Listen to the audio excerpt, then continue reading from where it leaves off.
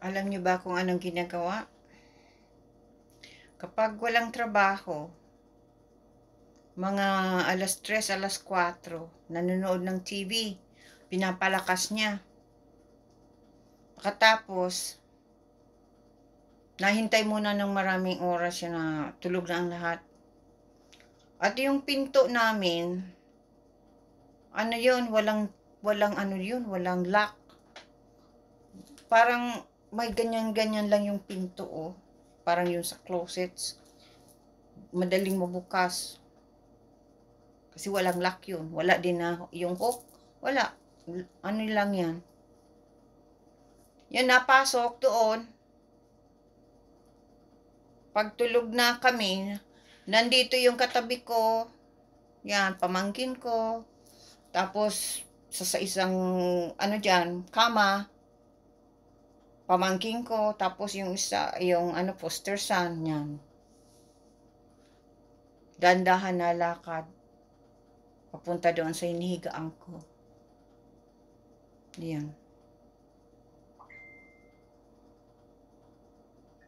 Na ano yan, nahawak kung saan parte ng katawan mo, tapos mabibigla akong nagising. Yun, kapag nagising ako, natakbo. Pagkatapos, iyong pintuan, lilalagyan ng ano, ng tsinelas para hindi yung mag-ingay. Nagsumbong ako, pero hindi naman ako pinakinggan.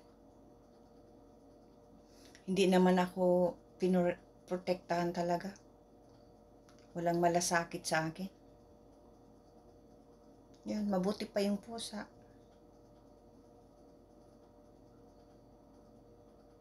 Protektahan ako.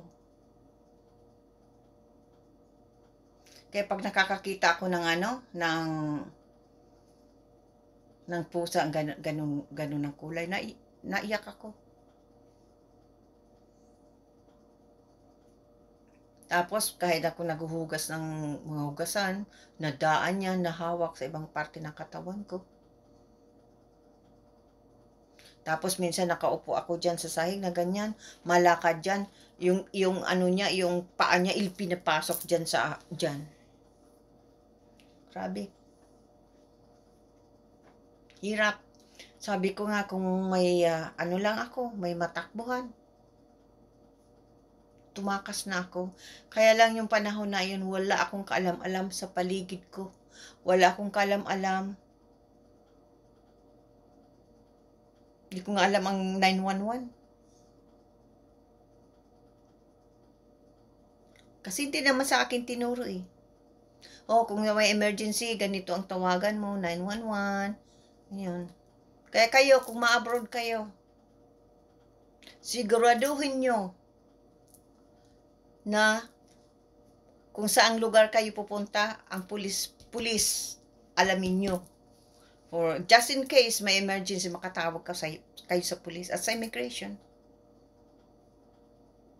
Kung may babalik ko lang, sana hindi ako masyadong tiniwala akong lahat. Dapat ginamit ko rin ito.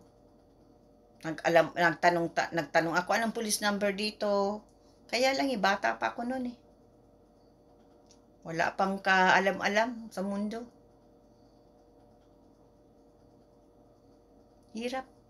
Kaya nga nang ngayon nang hindi na ako nakatagal, sumama na ako kay Alec. Yun ang nangyari. Kaysa mas mapahamak pa ako na masyado. Kasi parang hide and seek ang nangyayari.